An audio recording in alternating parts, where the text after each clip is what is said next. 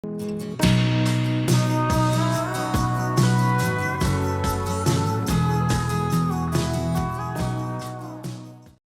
el honor de tener con nosotros a José Vicente Pascual, que paso a escribirlo como para que no lo conozca, aunque es una persona habitual en el blog de Somatem, se escribe habitualmente.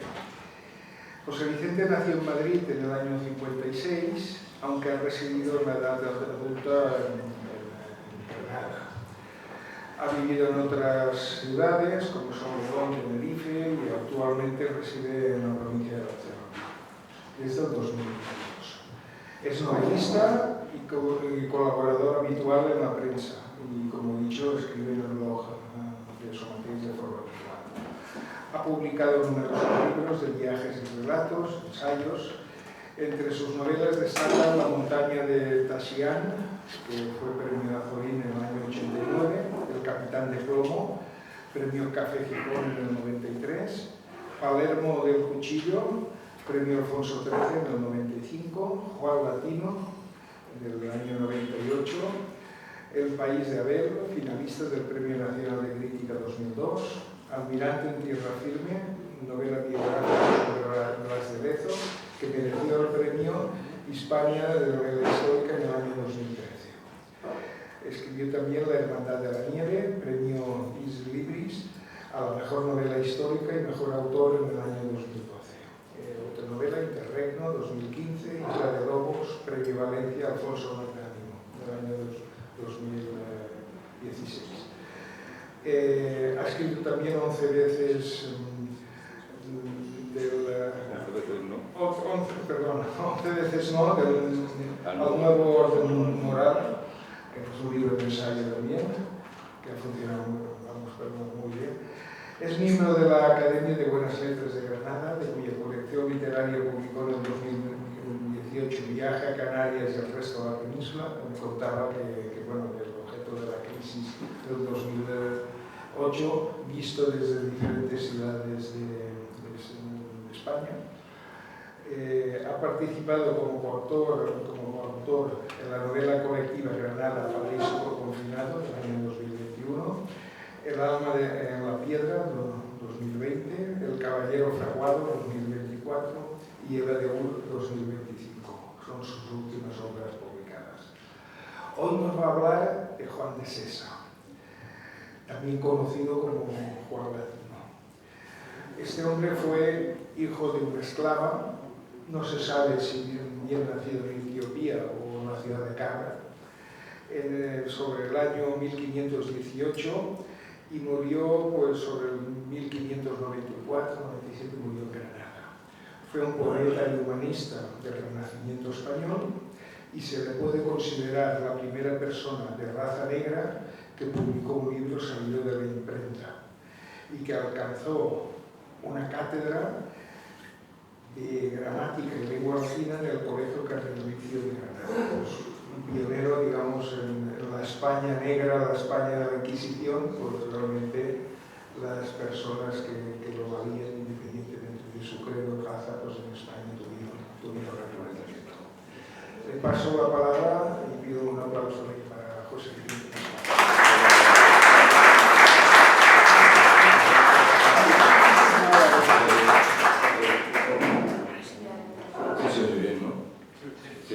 Bueno, muchas gracias Vicente por tu amabilísima presentación. Muchas gracias a todos vosotros por vuestra presencia, máxime las horas que son y la época del año en la que estamos. Antes comentábamos que lo propio de estas horas es estar una siesta, ¿no? Más que estar escuchándome a mí. Pero bueno, yo voy a intentar ser todo lo ágil y ameno posible para que no durmáis. A ver si os espabilo un poco. En el buen sentido, quiero decir, no es que haga falta espabilar, sino que mirar de la modorra de después de comer. Y muchas gracias desde luego a la Junta Directiva de Somatem por invitarme a participar en este congreso. Ya es el segundo año que vengo por aquí, el año pasado estuve en el auditorio, agradecidísimo también, y bueno, y este año pues la cosa se presenta como un poco más excitante para mí por lo menos. A ver, vamos a hablar de Juan Latino, bueno, llamado, su nombre como esclavo que era Juan de Sesa. Se llamaba Juan de Sesa porque su amo durante prácticamente toda la vida fue el duque de Sesa, Gonzalo Fernández de Córdoba, nieto de Gonzalo Fernández de Córdoba, del gran capitán. Y bueno, era Juan de Sesa, pero popularmente se le conocía como Juan Latino, lógicamente por sus conocimientos tanto del latín como de la gramática española y latina y otras muchísimas habilidades. Dice Cervantes en el prólogo del Quijote, sabéis lo que lo hayáis leído, el Quijote al principio tiene un prólogo, bueno, tiene muchos prólogos y conforme va viendo más ediciones más prólogos tiene, pero bueno, en el prólogo original le hizo un prólogo en versos de pie quebrado, octosílabos de pie quebrado, que más o menos viene a decir, habla de él, de cómo le irá la novela, porque tal, porque igual, dice, porque al cielo no le plugo que saliese tan ladino como el negro Juan Latino. En realidad, bueno, como son versos de pie quebrado, sería porque al cielo no le plugo que saliese tan ladín como el negro Juan Latín. Pero bueno, nos entendemos que porque al cielo no le plugo que saliese tan ladino como el negro Juan Latino. Ya esto son bastantes años después de la muerte de Juan Latino, sin embargo, él continúa siendo un personaje popular, un personaje muy conocido en la época y un personaje reconocido justamente por lo que dice Cervantes, que saliese tan ladino. Bueno, ya independientemente de que utiliza otro giro, digamos, cultural, étnico, racial, lo del ladino, ya tiene, el término ladino ya tiene, en esa época tiene la connotación de ser una persona inteligente, astuta, una persona astuta en el sentido de que sabe utilizar su inteligencia para conseguir sus objetivos, el propósito que tenga, en fin, y que sabe desenvolverse bien, que sabe ser adulador cuando conviene, que sabe ser firme cuando no conviene, etc. Y bueno, ladino es referido lógicamente a los judíos sefardíes que hablaban el idioma ladino y era el ladino como el negro Juan Latino, que ya lógicamente el Juan Latino en la cultura popular en ese momento pues es un poco el paradigma de la persona que naciendo en una condición social, digamos, un poco postergada, en su caso, imaginar, ¿no? Una persona de raza negra y encima esclavo, pues consigue llegar a lugares de gran predominio en la sociedad, como fue el caso real de Juan Latino. Pero antes de hablaros propiamente del negro, os quiero hablar, vamos a situar un poco el contexto, ¿no? cuál es su contexto real, personal, ¿no? Y vamos a hablar un momentín solamente, nada, 5 minutos sobre el tema de la esclavitud en España. En aquel tiempo, esta mañana Rafael ha hecho unas apreciaciones y unos comentarios muy atinados y muy oportunos al respecto, pero yo pienso que, bueno, siempre se puede añadir algo a este tipo de cosas. Vamos a ver. Y para hablaros de la esclavitud en España en los siglos XVI, de los siglos XVII, yo ahora me doy un salto y me voy al siglo XIX, a principios del siglo XIX, cuando Isidoro Antillón publica su disertación sobre el origen de la esclavitud de los negros. Esto se publicó aproximadamente sobre 1808-1810 aproximadamente.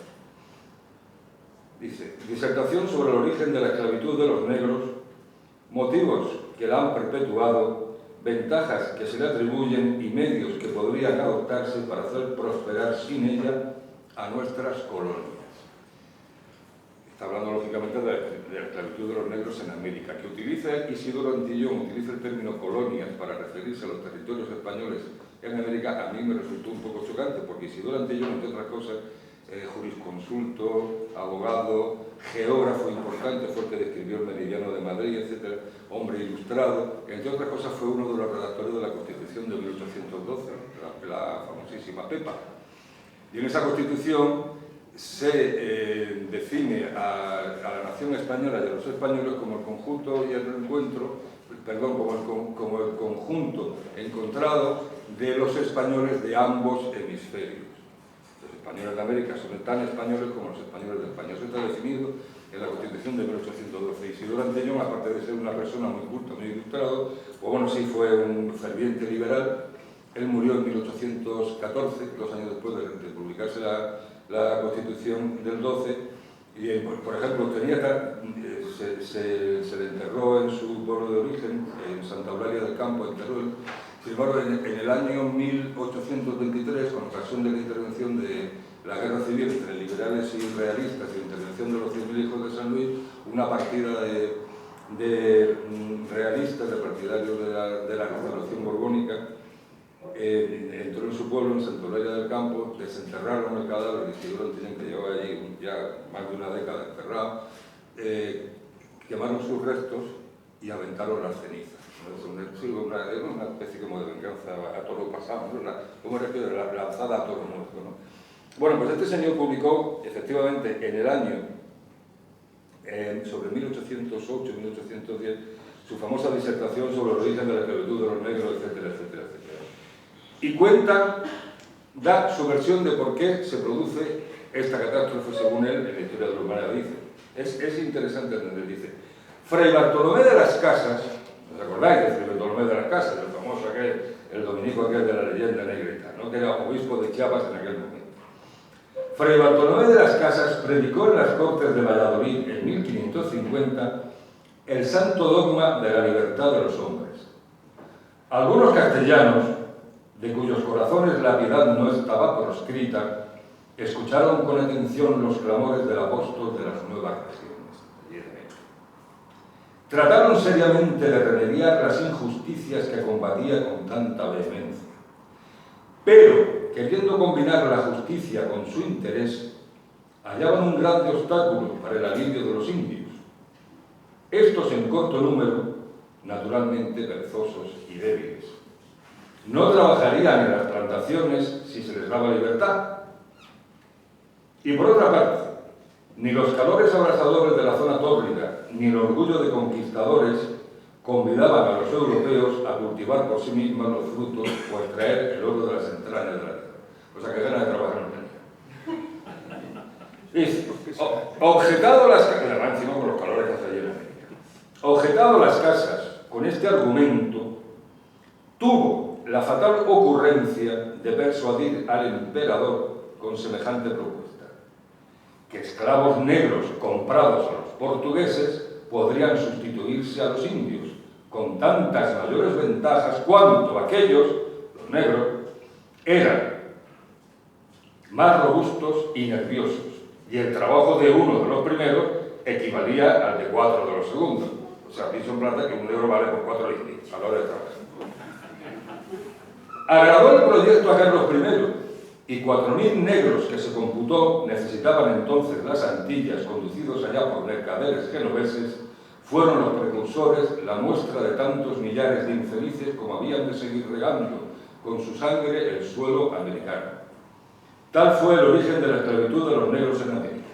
Un exceso de piedad parcial condenó entonces a la mitad del África a la más triste de las condiciones, y por una imprevisión deplorable, queriendo las casas disminuir los males del nuevo hemisferio, promovió en el antiguo, en Europa, el escandaloso tráfico del hombre comprado y vendido por el hombre.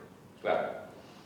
De manera que, según Isidoro Antillón, cuya autoridad intelectual nunca nadie ha discutido ni la ha puesto en duda, el que inventó la esclavitud de negros en América fue Bartolomé de las Casas, el famoso defensor de los derechos de los indios. Evidentemente, a ver, esto es una cuestión, evidentemente si no hubiera sido por Bartolomé de las Casas, habría sido por Antoñito el Perico el Verdunar. Da lo mismo porque evidentemente la esclavitud de negros en América no se habría producido de la misma manera.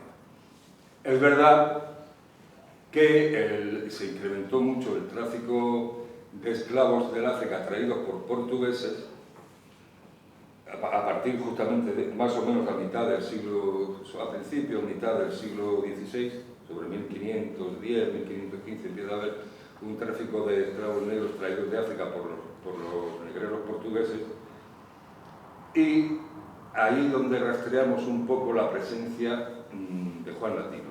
Hay dos teorías sobre su vida, sobre su origen. Una, que la has señalado tú, no se sabe si fue nacido en Cabra, que lo señala, en realidad lo señala como hijo bastardo de Luis González de Córdoba, el hermano, Luis, hermano de Gonzalo Fernández de Córdoba, del gran capitán, de su hermano, que a su vez habría sido el padre de Gonzalo Fernández de Córdoba, el amo de Juan Latino, por lo cual entonces sería Juan Latino y Gonzalo Fernández de Córdoba serían hermanos bastardos.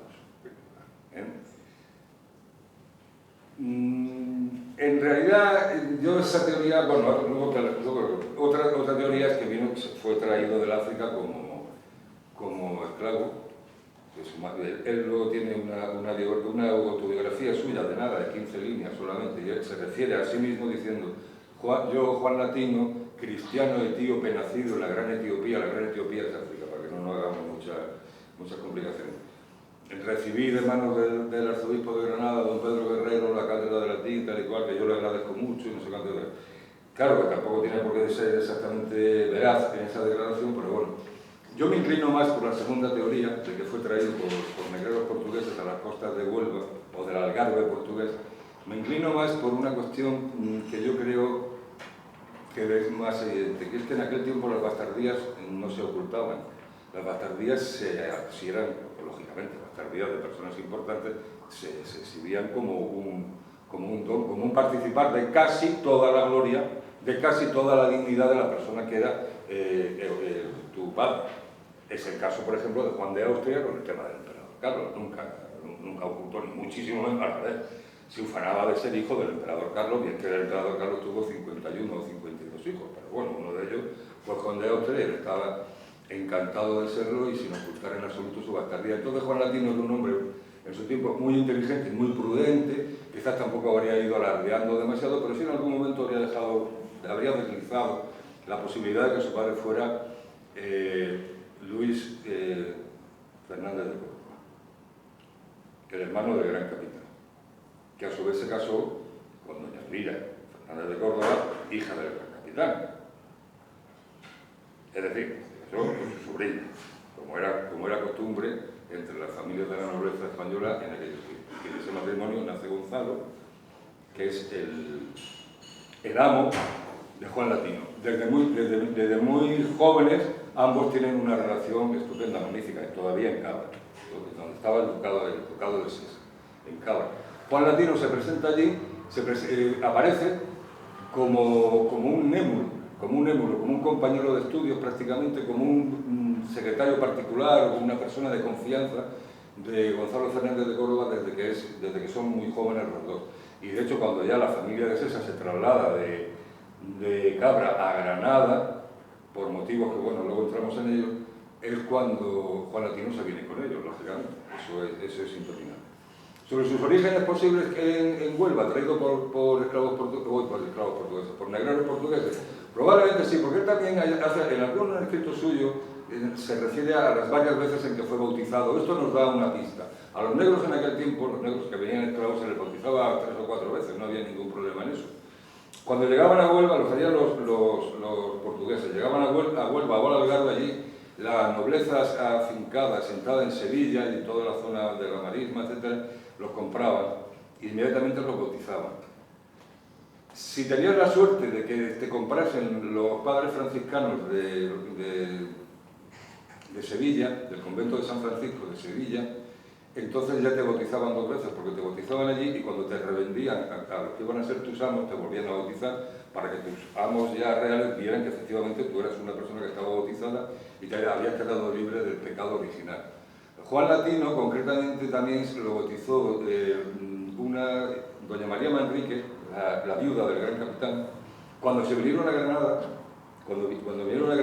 bautizó a Juan Latino para que la nobleza granadina, que en ese tiempo tenía una importancia capital en los designios de España, vieran que efectivamente en público había recibido las aguas del bautismo. Y luego, cuando contrae matrimonio con Ana de Carvajal, Ana de Carloval o de Carleval, hija del licenciado Carloval, que era caballero 24, como dijéramos, concejal, ¿no?, en el Cabildo de Granada, pues ahí nuevamente él mismo pide ser bautizado, pero en realidad era un hombre muy inteligente y con un sentido del humor bastante desarrollado. Pide ser bautizado él mismo nuevamente, primero para que todo el mundo viera y que el esposo de doña Ana está bautizado. Y segundo, por si un sortijado de mis cabellos, dice, el sortijado hirsuto y poblado de mis cabellos hubiera impedido que el agua bautismal llegase hasta el cuero cabelludo y me hubiera dejado el alma tan en blanco. Hay que añadir que cuando él se casa con doña Ana de Carvajal, a la que conoció ella, él era, entre otras cosas, era un gran tañedor de vihuela. Y entonces el licenciado Carvajal, que era un hombre así, porque su hija doña Ana tenía mucho interés en aprender a tocar la guitarra, la vihuela. Y entonces no se fiaba, dice, no, pero es que, claro, igual, una mujer no, porque las mujeres son de música, en aquel tiempo las mujeres, sobre todo de la aristocracia, ni música ni nada, no hacían nada. Dice, bueno, pero claro, un maestro, yo es que no me fío, que hay por ahí mucho pícaro, por ahí hay mucho, y mi hija, que bueno, la hija del licenciado Carvajal. Y bueno, gran idea, él era muy amigo de Gonzalo Fernández de Córdoba. Dijo, hombre, se tiene un esclavo, que es Juan Latino, que es un tío impecable. Y pues, ese, ahí. Y entonces el negro se le levantó a la hija.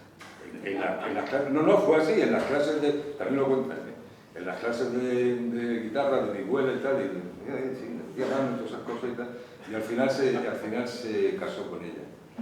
Bien que tuvo que ser un tipo muy bien parecido, por supuesto, de seductor y de ligarte con su verbo, seguro que lo era. Pero también tuvo que ser un tío muy bien parecido, porque se le achacan, eso, ya exagerando, como decimos en Granada, exagerando 100 o 120 hijos tuvo. No, en serio, sin exagerar, muchos. Sin exagerar, tuvo muchos hijos. En Granada hay una forma de hablar, de referirse a la gente tal, fulanito el cabezón, Antoñito, Chema el negro. En Granada hay negros granadinos de toda la vida, son muchísimo más granadinos, de muchísimo más toda la vida, que muchísimos granadinos de allí. Y son todos estos genes de los, no solamente ya de Juan Latino, sino de todos los esclavos negros que hubo en Granada durante tantísimos tiempos. Y Juan Latino sí tuvo una descendencia muy profusa. Tuvo 11 hijos en el matrimonio con doña Ana, todos reconocidos en la parroquia de Santa Ana, donde estaban inscritos, estaban allí empadronados, sabéis que en aquel tiempo el registro civil lo llevaban las parroquias, y tenía 11 hijos reconocidos. Ahora, aparte de esos 11, por lo menos otros 11 más tuvo, si no más, tuvo muchos. Doña Ana, eso también. Y ya os comentaba que el detalle interesante e importante es que cuando él contrae matrimonio con doña Ana de Carvajal, él sigue siendo esclavo. Sigue siendo un esclavo y se casa con ella. Lo que comentaba esta mañana Rafael, que había esclavos que contraían matrimonio con mujeres que eran, con personas libres. Bien que no fue manumitido de inmediato. Sí tuvo la promesa de manumisión por parte de Gonzalo y la promesa de 4.000 maravedíes de dote, que nunca llegó a cobrar. También hay una carta escrita de 4 o 5 líneas en la que de manera muy prudente, muy diplomática, muy caballerosa, le recuerda a su antiguo amo que no ha recibido los 4.000 maravedíes de dote. El otro no le contestó, pero no le contestó porque como no le pensaba pagar, pues le daba lo mismo, más o menos. No daba ni falta que le hacía para Latino que le pagara, por otra parte, porque ya estaba el hombre, ya era catedrático y ganaba un sueldo muy bueno y todas estas cosas. Pero claro, hablando del tema de la manumisión, sí es cierto, claro, estamos dando otra visión distinta de lo que fue la esclavitud en España, ¿no? La esclavitud de negros, no como domésticos, no como un modo de producción, no hay un modo de producción esclavista en España en esos tiempos. Prácticamente todos los negros que sí están sujetos al régimen jurídico de esclavitud son sirvientes domésticos.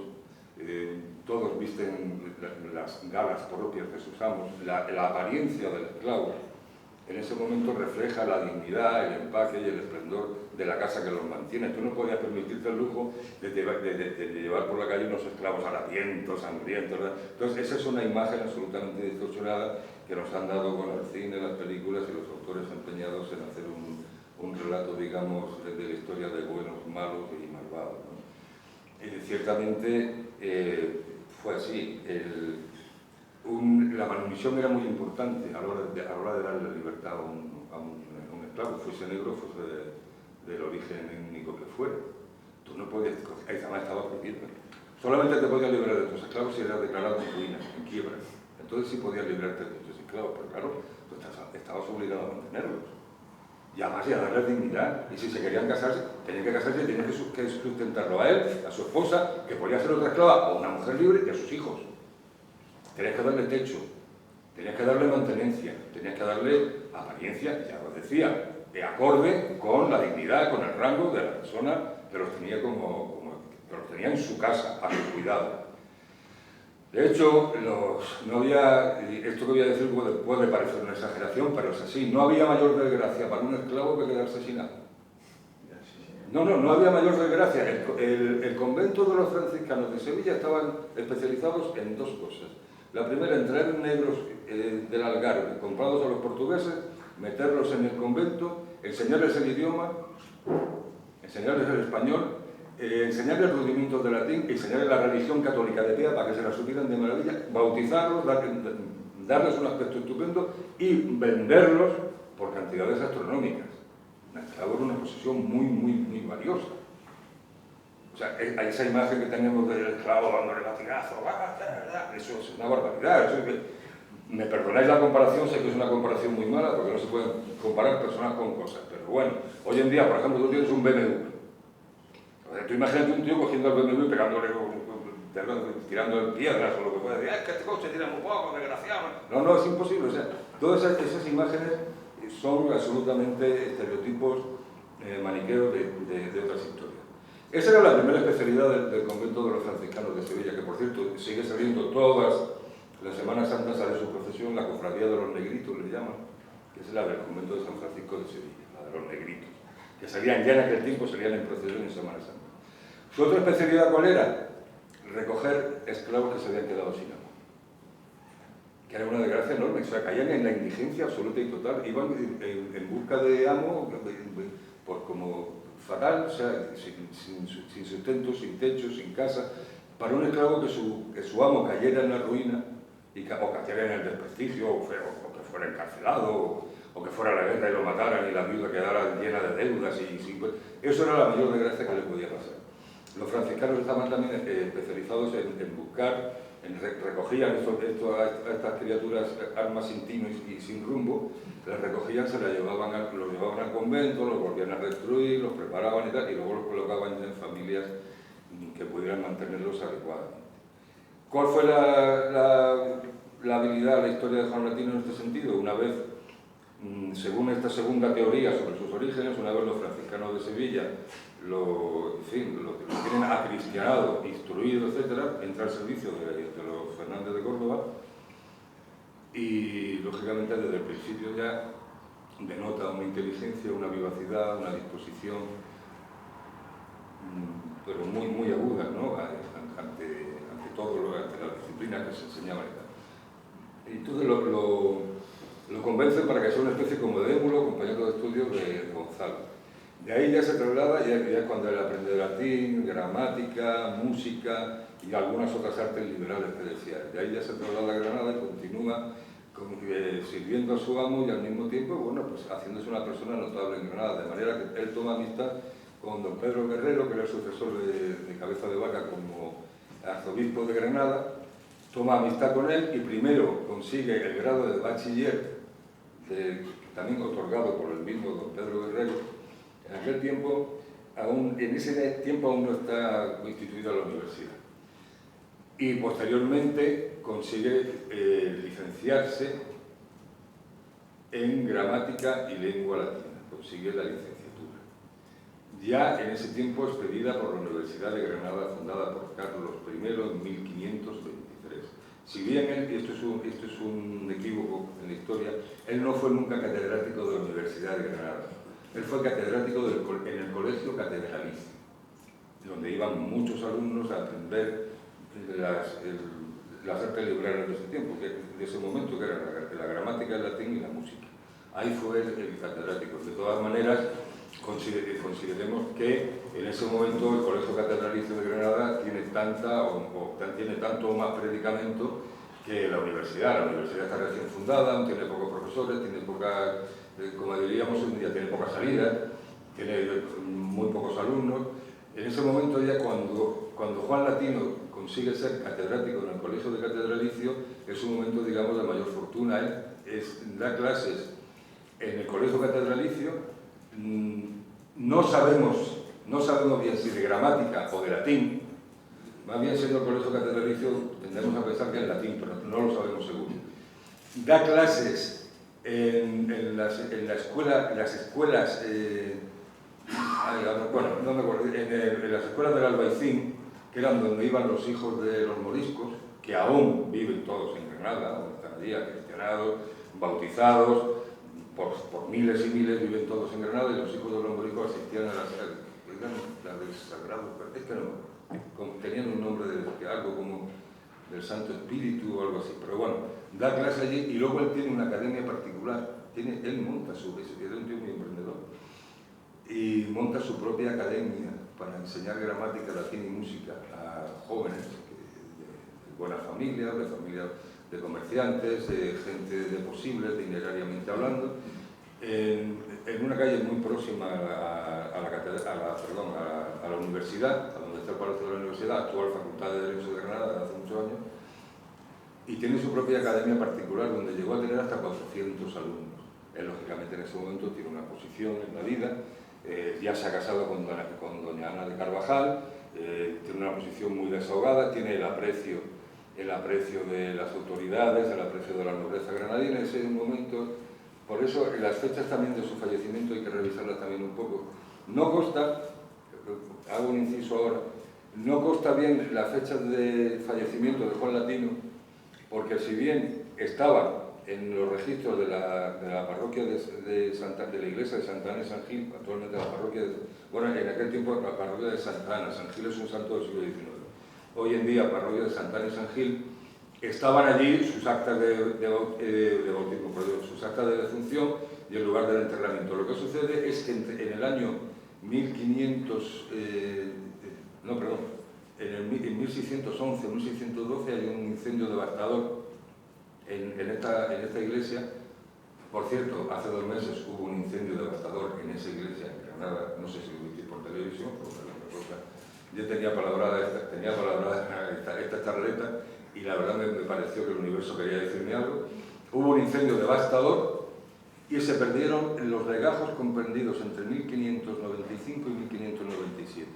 Y justamente no ha habido manera de encontrar el acta de defunción y el acta de enterramiento de Juan Latino, que sabemos que está enterrado allí porque hay una lápida que lo pone. Entonces calculamos que falleció entre 1595 y 1597. Pues si bien esto ya digo que es una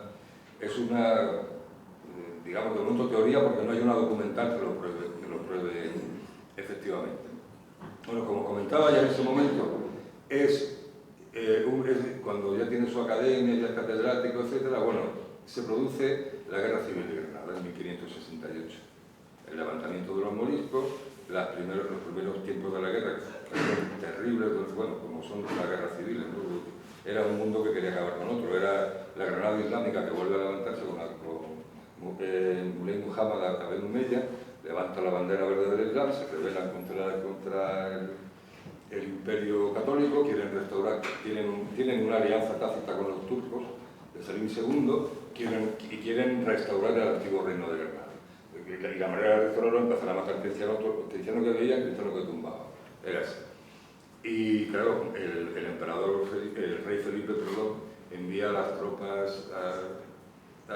tropas imperiales a Granada, y al frente de ellas pone a don Juan de Austria.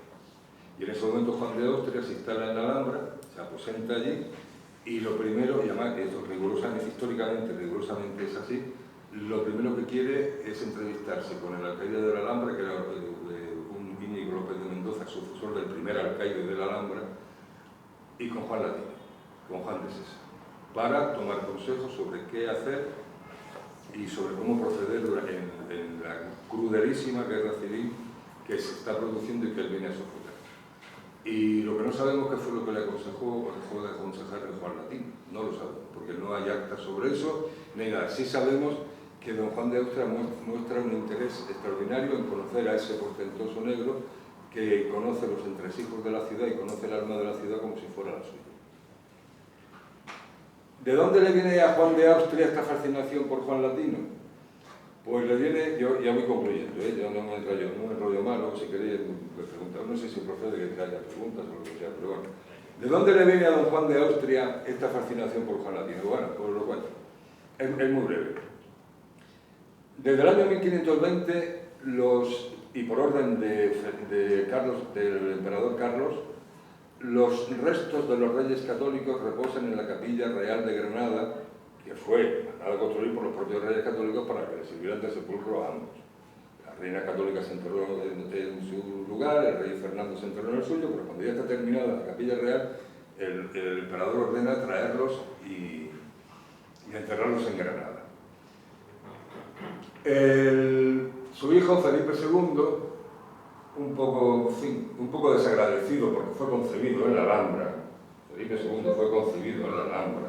Se instaló allí en 1523, Carlos I, con doña Isabel de Portugal, que luego ya a los 5 o 6 meses se fue de allí porque decía que hacía muchísimo frío, que no aguantaba. No, es verdad, decía que hacía muchísimo frío y que no aguantaba el clima de la Alhambra, que era muy frondoso, muy oscuro, muy húmedo, que hacía mucho frío. Entonces se bajó a la ciudad y se instaló en la iglesia de San Jerónimo, actualmente en la calle San Juan de Dios. Se metió en la iglesia de San Jerónimo. Grave error por su parte, porque todo el mundo sabe que si en radio un sitio donde haga mucho frío, en la iglesia de San Jerónimo. Pues allí se colocó la señora. Y al final comenzó el emperador y se lo llevó de Granada. Pero bueno, eso es lo de menos. El Felipe II sí, ciertamente fue concebido en la Alhambra. Bueno, pues Felipe II, claro, él dice, bueno, mis abuelos mandaron construir la Capilla Real. Para un enterramiento real. Eso fue fantástico, porque yo estoy construyendo el Escorial. Yo estoy haciendo el Escorial, y el Escorial es para que se entierren los reyes de España. Conforme Felipe II va cumpliendo años y empieza a casar, si no tiene descendencia, o si tiene descendencia se le malogra, se casa 4 veces, no hay manera de que tenga descendencia, y dice, bueno, pues de momento, como no tengo otra cosa de qué ocuparme, voy a ocuparme de joder a los granadinos, los reyes católicos para el Escorial. Y entonces él decide trasladar los cadáveres de los reyes católicos al Escorial. La que se organizó en Granada fue algo espectacular, porque imaginaos que hoy en día llega alguien y dice, mira, la Torre Eiffel que está en París, no, mira, eso nos lo vamos a llevar a Singapur. La Estatua de la Libertad nos la vamos a llevar a Chauchina. Y, ¿qué te digo yo? La Plaza de San Pedro la cambiamos de sitio, la llevamos a Sicilia y cogemos la Sagrada Familia y la ponemos en Sevilla mismo, que está falta de Sagrada Familia, tiene pocas.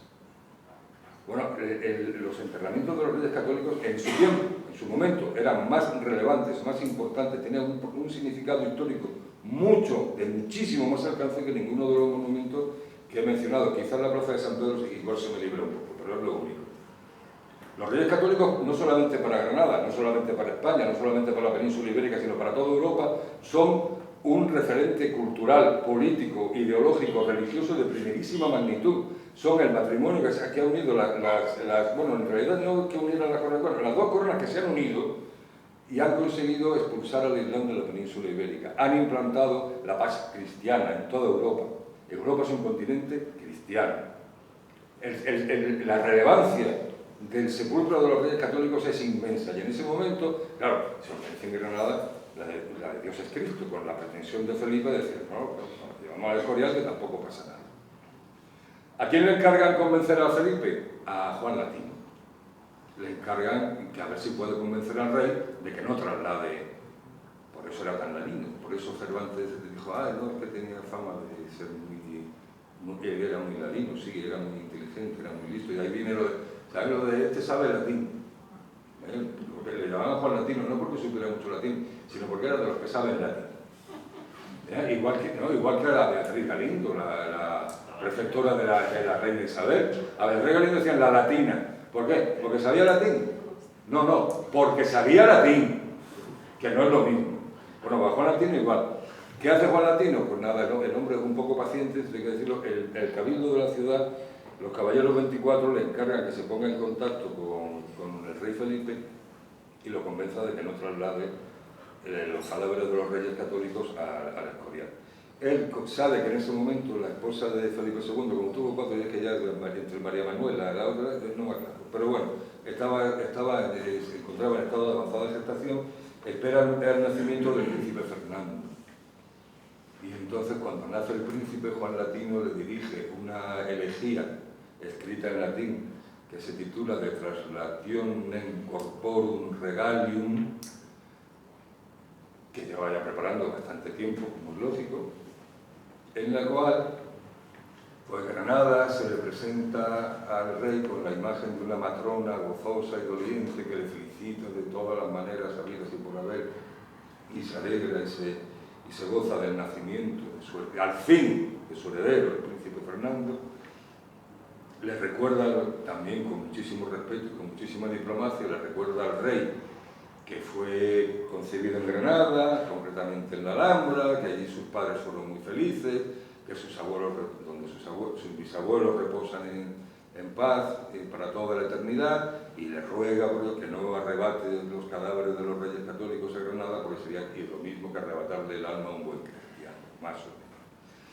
No contento con eso, mandó instalar también Juan Latino, de acuerdo con el cabildo de la ciudad, mandó instalar unas esculturas efímeras por toda la ciudad para, como alabanza y felicitación al rey por el nacimiento de su heredero. Él lo titulaba así, esculturas efímeras, que eran unos motivos orgiásticos, báquicos, ¿no? Dentro del cuerno de la abundancia, con las uvas, tal y cual. Y debajo inscripciones también en latín, unos epigramas escritos en latín, también escritos por él, de laudatio al rey y de felicitación por el nacimiento del príncipe, y venga a recordarle que él prácticamente era granadino, porque Felipe II fue concebido aquí. Total, que al final se ve que Felipe II un día cogió al sobrino, no era su sobrino, no era su primo, bueno, a Juan de Austria, al hijo de... no, que era su hermano, era su hermano. Oye, es que, pero es que con la cosa esta, la genealogía de la nobleza se hace un lío de toda la vida, eso es siempre. Bueno, pues coge a su hermanastro y le dio el comentario, oye, mira, tío, coñazo este, que al final, mira, me va a convencer de que no me lleve a los reyes de Granada. Al final ya me ha dicho que se queden aquí. Por no oírlo. Pues sí, sería por no oírlo ya. Pues, bueno, tampoco estuviera ahí con la tele que le ha comido la oreja, lo que hacía era mandarle, le mandó la elegía y mandó levantar aquellas esculturas efímeras y tal, pero se ve que el rey le comentaría algo a su hermanastro, y este, pues cuando vino a Granada, empeñado, y efectivamente pues tuvo sus encuentros importantes, sus conversaciones sobre la situación en la ciudad, etcétera, etcétera, etcétera. Y un poco más y muchísimo más hay que contar sobre este personaje. Minutos publicitarios. El que quiere saber más, está ahí, el libro está a la venta. Se acabaron los minutos publicitarios. Y por lo demás, hombre, como conclusión, como reflexión, a ver, el tema de la esclavitud en general, evidentemente lo miramos hoy con nuestra perspectiva, desde nuestra mentalidad de personas del siglo XXI, que eso nos parece una barbaridad, cierto. Justificación histórica, ninguna. Explicación histórica, todas las que queráis. Mitos y, en fin, lugares comunes y topicazos sobre el tema de la esclavitud, todísimos, todos. Y ya saliendo un poco del tema de Juan Latino, de la esclavitud en España y tal. Si yo, por ejemplo, os cuento que durante buena parte del siglo XIX, cantidad de personas de raza negra, libres, huían de estados del norte de Estados Unidos para irse a Virginia del Norte a ser acogidos como esclavos en plantaciones de algodón, a lo mejor esto que os cuento os parece un rollo patatero. Pues no lo es. No lo es. ¿Por qué? Tiene su justificación histórica. A los negros libres en Nueva York les daban un níquel por trabajar 12 horas, y con el níquel te buscan la vida. Con el níquel te buscan la vida. No tienes techo, no tienes comida, no tienes, como tengas familia, imagínate, ¿sabes? Cualquier enfermedad te tumba, etc. Compáralo con la de señorita Carlota. Compara la vida que llevaba aquella con la vida que llevaban estos. Y hay un hombre, a ver, no es que haya movimientos de masa ni nada que se le parezca, pero sí hay un movimiento, un goteo de negros, que igual que cuando vas a Cuba te dicen, yo tengo una bola español. Pues aquí, no, yo que tengo un primo, yo que tengo un hermano, yo que tengo familia en el sur. A los campos vamos a buscar trabajo a los campos del algodón. Mitos sobre la esclavitud, muchísimos. Lugares comunes. Lecturas maniqueas, todas las que queráis. La realidad histórica a veces se acomoda con el relato, digamos, de la verdad dominante, que ya no quiere decir ni dominante dominante, es la verdad establecida. A veces se pelea con ella y a veces coincide, pero a veces está enfrentado uno con otro. Para eso, lo más interesante, para quitarse de encima prejuicios, enterarse de las cosas y leer, aunque sea la Wikipedia. Y ya está. Muchísimas gracias por vuestra atención.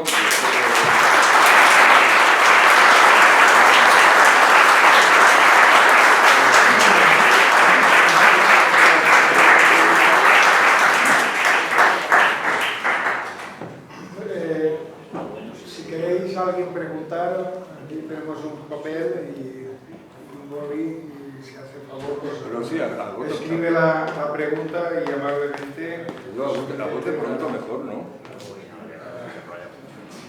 Pregunta. Decía yo que Juan Latino, cuando llega a Granada, estando, digamos, tan cercano, Sí. no le dio a él o a algunos que estaban por ejemplo volverse para África. No. ¿Cómo se le va a ocurrir semejante disparate? Si él cuando llega a Granada es una persona queridísima, en una familia opulenta como son los Fernando de Córdoba, que son en ese momento es la aristocracia más influyente ante la corona en España, y él es persona principalísima en su casa, en el Palacio de los Córdoba. Y además allí tenía todo lo que necesitaba, de todo. ¿Cómo se va a ir a África? ¿Qué? ¿Qué va a hacer allí? ¿Hubo algún caso que se fuese para África? Yo lo conozco más bien al revés. Bueno, no lo sé. A lo mejor algunos... Además, ten en cuenta que África en ese momento no es África. África es Berbería. El Berbería es el Norte de África, es Argel, son los moros que se han expulsado. Es eso. No conozco yo ningún caso de gente que huyera para allá. Forzosamente sí, claro. Cuando se expulsan los moriscos, inclusive se afincan bastante judíos también expulsados después de la segunda expulsión, pero porque se les había echado, si no, de buena gana ninguno, que yo sepa. Igual, yo no soy historiador, a lo mejor hay alguna, pero no creo. Ya me imaginaba. Te digo yo. Además, él nunca manifestó gran reivindicación de su procedencia. Él estaba, a ver, las cosas como son, él estaba muy a gusto siendo quien era. Y él se sentía a sí mismo, estando en el núcleo de la nobleza española de ese momento, de todo el cogollo que estaba en Granada. En Granada tuvo una época ahí, fue muy breve, unos 15, 20 años, que Granada era el epicentro del Imperio Español. Era el epicentro. De hecho, Carlos I intentó constituir a Granada como capital política del imperio. Habría sido más o menos Sevilla la capital comercial y Granada la capital política, que estaba cerca y tal, pero él en Granada estaba más a gusto que en Sevilla, como es natural por otra parte. Y entonces pues, Granada era el cogollo de todo aquello, y Juan Latino estaba allí estupendamente. Y además, un hombre por sus creencias, por sus convicciones, él era profundamente católico, y bueno, estaba en la gloria allí en Granada. Ana María. Sí, dime. Vamos a ver, la realidad que está usted contando y que también nos ha contado en otras charlas es que, digamos, los negros, por decir, Sí. en términos generales, en España, tanto en la península como en América, pues no se han tratado de alguna manera como los negros que dependían de Inglaterra y de otros países. Entonces, si usted está hablando de una realidad, ¿cómo es que no se ha intentado por parte de, digamos, de las instituciones españolas defender ese posicionamiento para atacar todo el mundo? Porque mira, la pregunta es muy interesante, y además se me ha pasado, cuando he leído el texto de Isidoro Antillón, donde cuenta que Fray Bartolomé de las Casas, sin querer, involuntariamente, queriendo hacer el bien, tal y cual, a los indios, causó la desgracia de tal y cual. Te das cuenta del tono. Isidoro Antillón, que digamos es el paradigma, ¿no?, del liberal del siglo XIX, bueno, la verdad es que falleció un día a principios del siglo XIX, pero bueno, el liberal de su tiempo, o sea, cómo continúa, por utilizar términos contemporáneos, blanqueando a la figura de Bartolomé de las Casas. O sea, porque el pensamiento progre-liberal, liberal decimonónico, nos entendemos por liberal en el sentido decimonónico, de izquierda, progre, como sea, español, siempre ha comprado los términos negrolegendarios. O sea, Bartolomé de las Casas inventa la esclavitud de negros en América, cosa distinta es que fuera más o menos relevante, pero él inventa la esclavitud de negros en América para que no sean, para que sus indios no sean esclavizados, que esclavicen a negros, que eso vale por cuatro. Y Isidoro Antillón, en 1808-1810, Continúa hablando de Bartolomé de las Casas, diciendo, no, es que él quería hacer el bien, es que él no calculó bien, pero con buena intención. Siempre ha comparado la ilustración liberal española, siempre ha comprado el relato negro legendario. Por eso, y hoy en día, no te van a admitir, decir, no, a los esclavos no negros, de cualquier raza, de cualquier nacionalidad, porque la esclavitud es un tema para hablar y no para... que eran los esclavos que estaban españoles en España, el trato que se les daba no estaba sujeto a la ley, a los principios de la religión católica. Tenían que ser bautizados, tenían que cuidarlos bien, eran responsables de su salud, si tenían hijos eran responsables de que su hijo estudiara y fueran personas de provecho, tenían que respetarle su libertad de contraer matrimonio, si te pedía la munición y te la podía comprar, tenías que darle la libertad. Sí.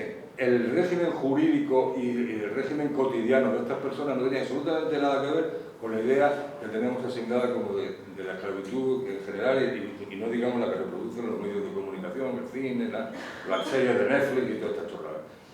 Pero eso nunca lo van a admitir, nunca lo van a admitir, nunca. Porque no se apean jamás, pero si ya en 1810 este Pacuato, el Antillón, ya te decía que Bartolomé de las Casas que era muy buena. ¿Por qué? Porque había escrito la brevísima relación de la destrucción de las Indias. Y como lo había escrito, y había el imperialismo español, que son muy malos, que tal, pues nada, eso, y te lo siguen manteniendo hoy en 2025, y ya está, y no hay otra. Pero otra cosa no quiere decir que se pueda cantar de vez en cuando y señalarlo. Esta situación. ¿Qué es eso? Bueno, la pregunta, José. Sí, pudiera parecer que la situación de Juan Latino pudiera ser algo excepcional, y mientras, al hilo de la pregunta que le he hecho a Ana María y de toda su explicación, me abrió a la mente pues, que era una cosa bastante común, ¿no? Me viene a la cabeza pues, el ejemplo del Inca Garcilaso o los títulos nobiliarios que aún hoy en día están vigentes de figuras preeminentes de la civilización azteca, ¿no? Como el conde de Moctezuma o gente. Es decir, que de alguna manera yo creo que es patente, ¿no? El ejemplo de que dentro del Imperio Español toda esta gente no era peor tratada que lo que estaban los españoles ibéricos, digamos, europeos, ¿no? Con todos sus claroscuros y con toda su... una sociedad que no era idílica en ningún caso, pero que de alguna forma no se nos puede tildar a los españoles o al Imperio Español pues, de xenófobos, racistas o de haber maltratado digamos, a la gente del otro lado del hemisferio, ¿no? Es decir, que es una lástima que esto, de alguna manera, nosotros mismos seamos los... Mira, me alegra que hayas mencionado lo del condado de Montezuma, no sé si son condes, sí, creo que no son condes o marqueses. Bueno, tiene un título nobiliario, los Montezuma. Claro, Cortés, que era un sanguinario y un depredador, una cosa terrible, lo peor. Cortés era lo peor. Pero a los descendientes llamaban un asesino, claro, asesinó, bueno, Montezuma ya 27 millones más. Sin embargo, los descendientes de Moctezuma son desde hace desde aquellos tiempos, pues pertenecen a la nobleza española. Igual te suena una institución financiera que se llama Unicaja. Unicaja, igual te suena. Igual te suena que el accionista principal de Unicaja es la Fundación Moctezuma. Pues ya te lo digo yo.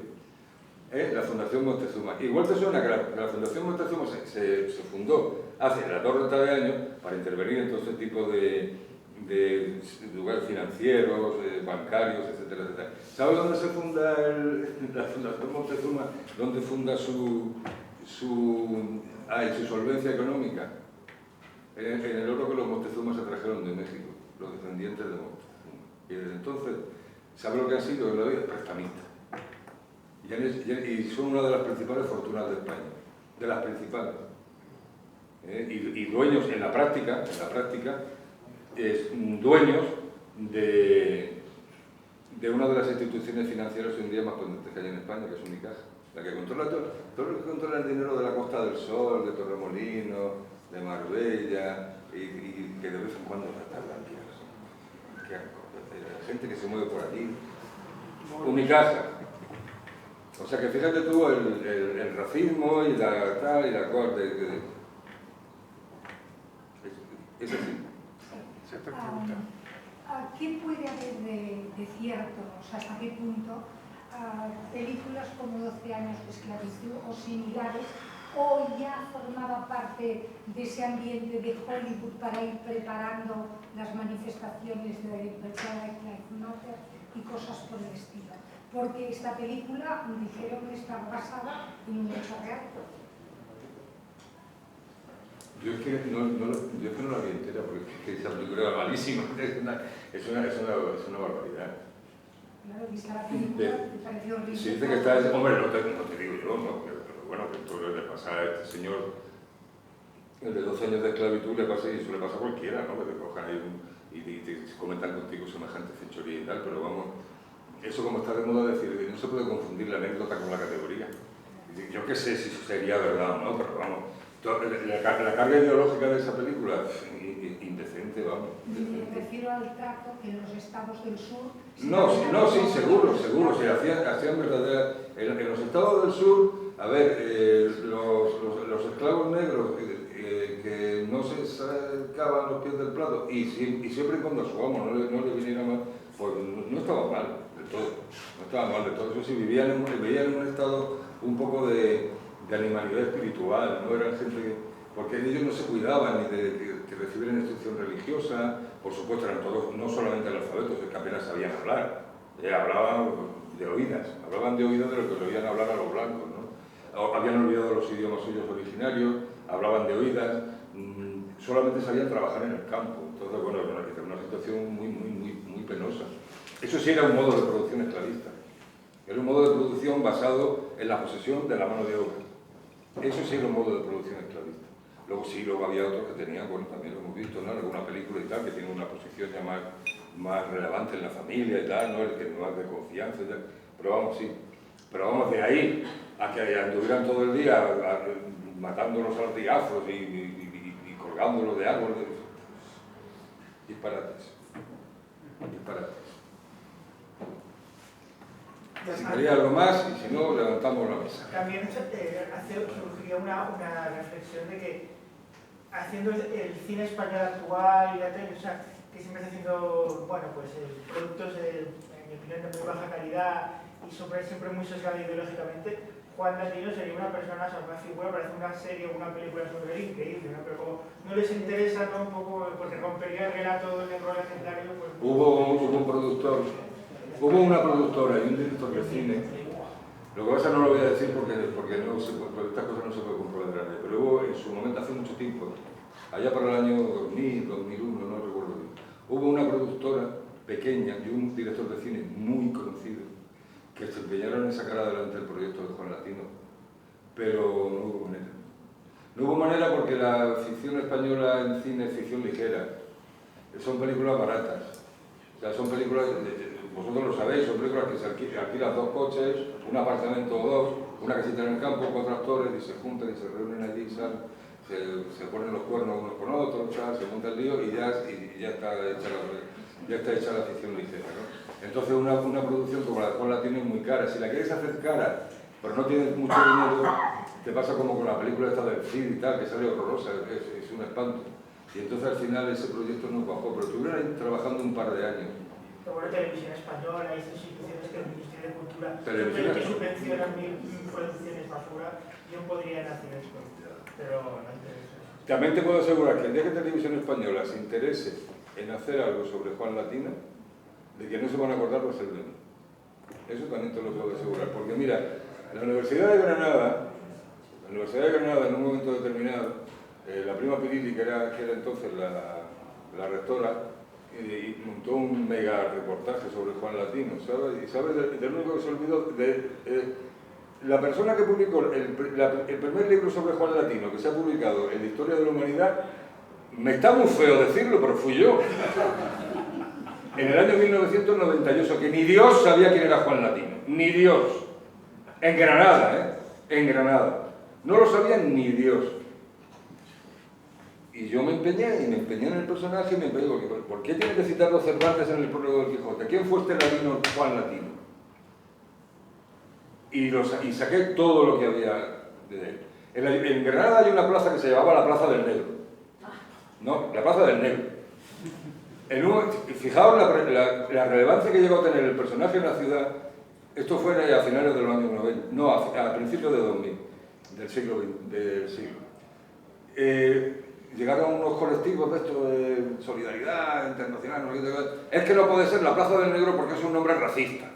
Bueno, va a ser racista, la Plaza del Negro, la Plaza del Negro, ya está.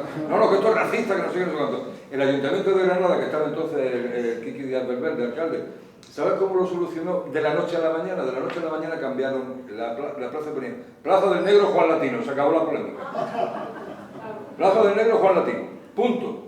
Se acabó la polémica. El año anterior, el primer negro, rey Baltasar negro, que salió en la procesión de Reyes en Granada, que tiene mucha tradición, el primer rey Baltasar negro de verdad, que no iba pintado de betún ni nada de eso, sino que negro, fue Tito Junco, que fue el actor que representó la obra Juan Latino en Granada, en el Teatro Isabel la Católica y en el Teatro Alhambra, y en Santa Fe, en lugares emblemáticos, lo representó Tito Junco. Bueno, pues fue el primer negro de verdad que salió en las procesiones.